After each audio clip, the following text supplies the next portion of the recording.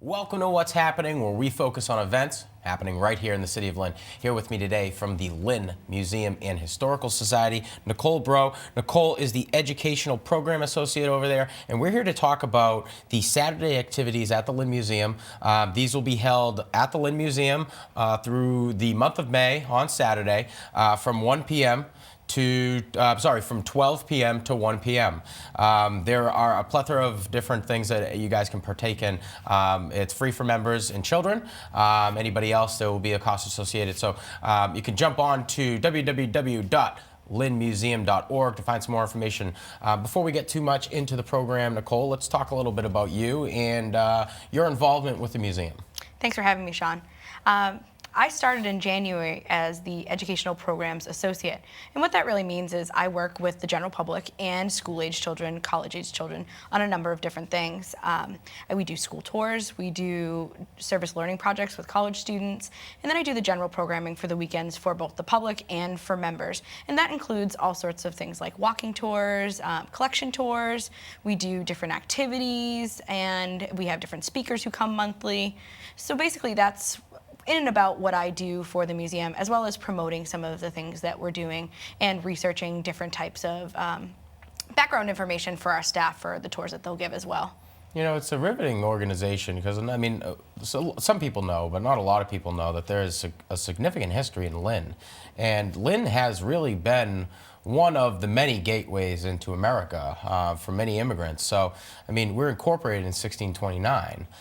So that's a long time ago. I mean, that's before the Declaration of Independence was signed and written.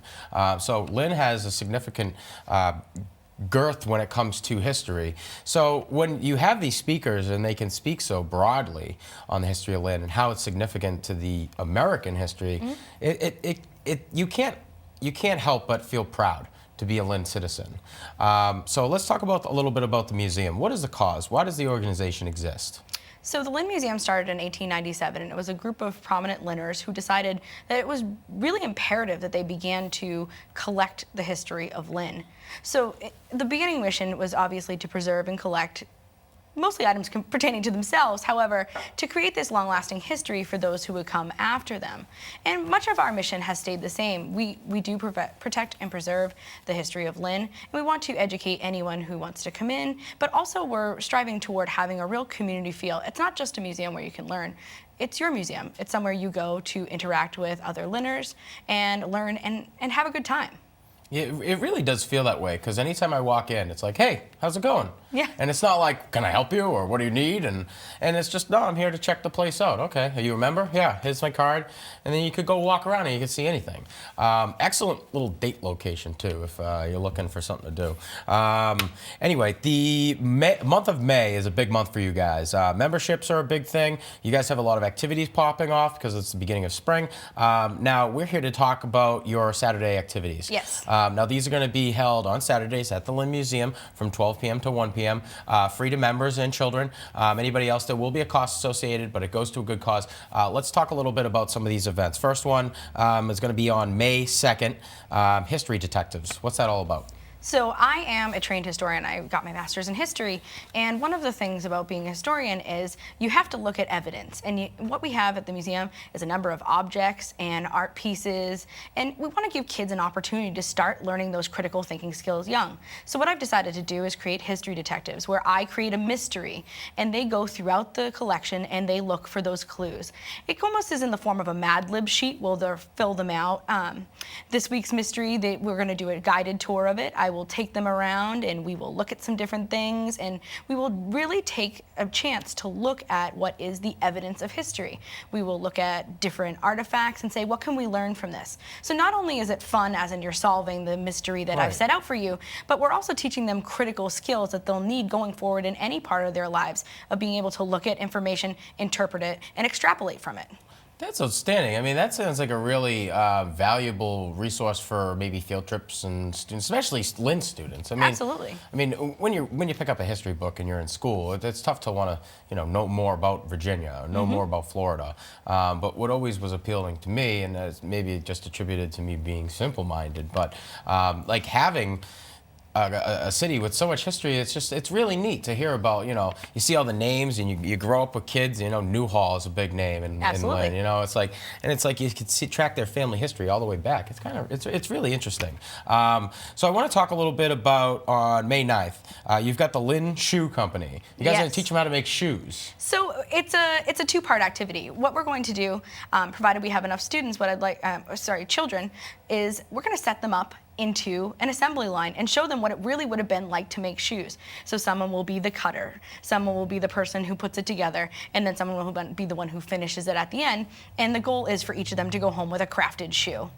And they can design it however they can decorate and design it once they finish. But kind of to understand what was the process from start to finish of making a shoe. These, of course, will be made of felt, leather, and not leather, felt and paper rather than the leather product. But it'll give them an idea of what was a central part of Lynn's history, shoemaking. Right, and the history of industry alone, especially when it comes to manufacturing. The assembly line was a huge contributor to our industrial revolution. So it'll be fun to see them do that. So Plen Air, I know nothing about this one. Sure. This is on the 16th. Yes. So on Plen Air means outside, that you're going out into basically the landscape, into the wilderness, and you're sketching.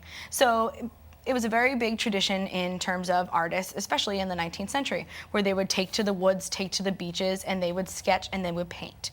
So what I wanted to give the students a bit of an opportunity to do, and children to do, is get out into the yard, and whether they're going to sketch our 10-footer artisan shoe shop, or sketch a tree, or sketch our flywheel, I wanted them to get the idea, the sense of get out in the sun, get the breeze on your face, right. And just kids spend too much time inside. Right.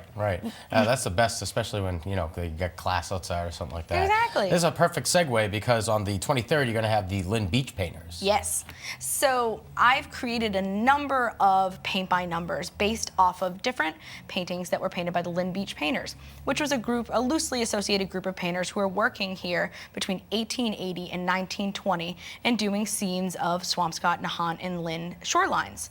So they will be able to choose from one of two images, and they will have their color codes to go along with. So not only will it be teaching them a little bit about the actual mechanics of painting, but it will give them a set of instructions that they'll have to follow, and then also in terms of how to coordinate and how to create a finished product.